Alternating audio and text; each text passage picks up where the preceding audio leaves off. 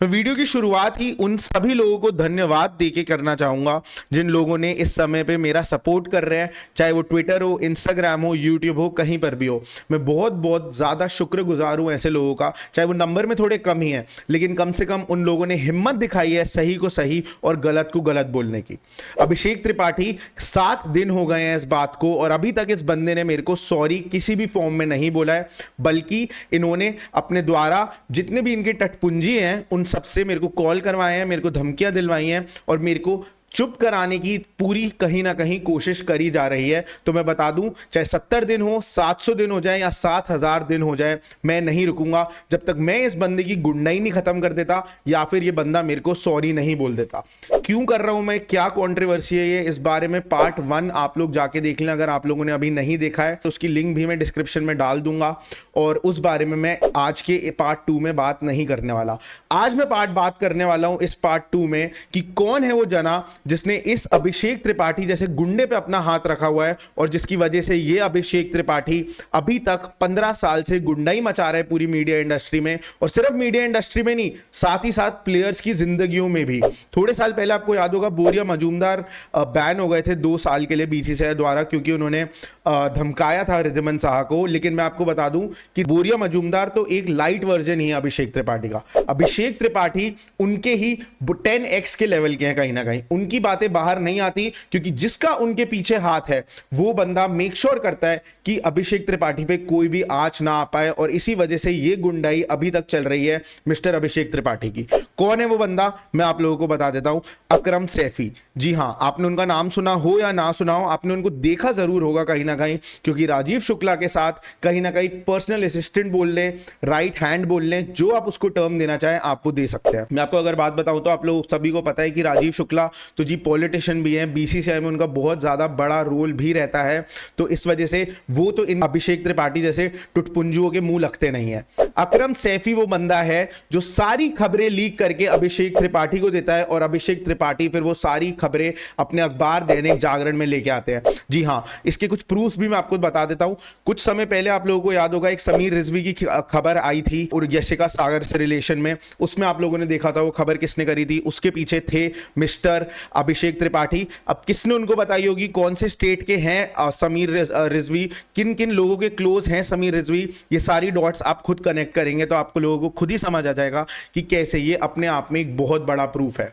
अगर ये भी कम लग रहा है आपको प्रूफ में, तो मैं इससे बड़ा आपको एक प्रूफ बता देता हूं। अगर आप लोगों को अब से कुछ समय पहले की बात याद हो तो मिस्टर राजीव शुक्ला बनने वाले थे बीसीसीआई के प्रेसिडेंट, उनकी जगह बन गए बीसीसीआई के प्रेसिडेंट कौन, मिस्टर मिथुन मन्हास। अब इसमें आ जाता है एक वीरेंद्र सहवाग का भी एंगल।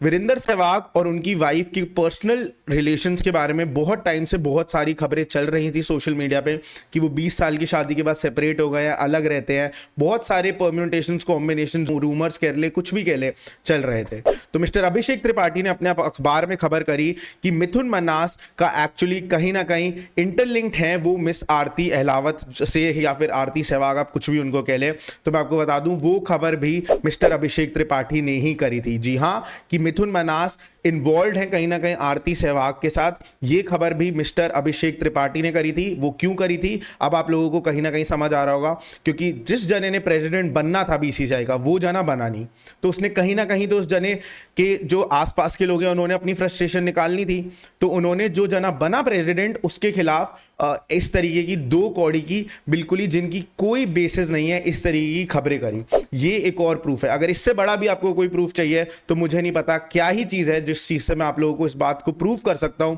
कि कैसे अकरम सैफी ही वही बंदा है जिसने इस तरीके की गुंडाई को पूरा श्रेय दिया हुआ है अभिषेक त्रिपाठी की, क्योंकि सारे काम अभिषेक त्रिपाठी कर देते हैं अकरम सैफी की। जो भी नैरेटिव प्लांट करना हो उस बारे में आप कोई भी खबर देख ले अभिषेक त्रिपाठी की, यूपी से रिलेटेड कहीं ना कहीं रहती है। जो भी यूपी से रिलेटेड, यूपी के खिलाड़ियों से रिलेटेड, या कोई ना कोई यूपी एंगल जिस भी खबर में होता है उसमें अभिषेक त्रिपाठी ही सबसे पहले रिपोर्टर कैसे बन जाते हैं वो खबर करने के लिए। कौन है जो इनको बार बार बचा रहा है, और ये पूरा माफिया एक तरीके से नेक्सस चल रहा है भारत की क्रिकेट के इतने बड़े सेंटर में, उत्तर प्रदेश में। जी हां, इतने खिलाड़ी हैं जो खेलना चाहते हैं, इतने खिलाड़ी हैं जो कप्तान बनना चाहते हैं यूपी टीम के। इस साल यूपी टीम का कप्तान बताऊं कौन था, आर्यन जुयाल। किसको बनाना चाहते हैं अकरम सैफी कप्तान? मिस्टर करण शर्मा को। क्यों बनाना चाहते हैं वो मैं अभी नहीं बताऊंगा, अगर अभी भी सॉरी नहीं आता तो मैं पार्ट 3 में वो भी आप लोगों को जरूर बताऊंगा। उसके अलावा आप देख लीजिए, इन्होंने खबरें करी उसके बाद मिस्टर आर्यन जुयाल पे उल्टी सीधी अभिषेक त्रिपाठी ने। क्यों? क्योंकि नैरेटिव सेट करना है एक आर्यन जुयाल के खिलाफ, ताकि वो कप्तानी से हटे और करण शर्मा कप्तान बन जाए यूपी का। कोच की जहां तक बात है, अरविंद कपूर थे जी कोच यूपी के सीनियर टीम के इस साल के। और किसको बनाना चाहती है कोच ये वाली गैंग? वो बनाना चाहती है mister Gyanendra Pandey, former India के प्लेयर है, इंडिया के लिए क्रिकेट खेल चुके हैं, उनको कोच बनाना चाहती है। ये सारी खबरें मैं आपको बता दूं, कोई हवाई फायर नहीं कर रहा हूं मैं, ये सारी खबरें मेरे को अपने सोर्सेज से मिली हैं, बहुत ज्यादा टॉप सोर्सेज है। ऑफ कोर्स मैं उनका नाम तो नहीं ले सकता हूं यहां पे, और पर्सनली कहीं ना कहीं शायद मेरे को भी ना पता हो उनका नाम, लेकिन टॉप सोर्सेज से मेरे को ये खबरें सारी पता चली हैं जो मैं आप लोगों को बता रहा हूं। तो अभिषेक त्रिपाठी, मैं आपको ये बता दूं कि आपको तो मैं लेके डूबूंगा ही डूबूंगा, आपके आसपास जो भी लोग हैं ना उन सबको लेके डूबूंगा, समझ गए आप? तो जितनी जल्दी आप मेरे को सॉरी बोल दे उतना ही आपका फायदा है, और उतना ही जितने भी आपके आसपास लोग हैं उनका फायदा है। अभी तो मैंने सिर्फ शुभायन को के बारे में बोला है, अभी जितने भी लोग आपके आसपास, जितने भी लोग आपके करीब है, सबको एक एक करके एक्सपोज कर दूंगा जब तक आप सॉरी नहीं बोल देते और अपनी ये गुंडाई मीडिया इंडस्ट्री में खत्म नहीं कर देते।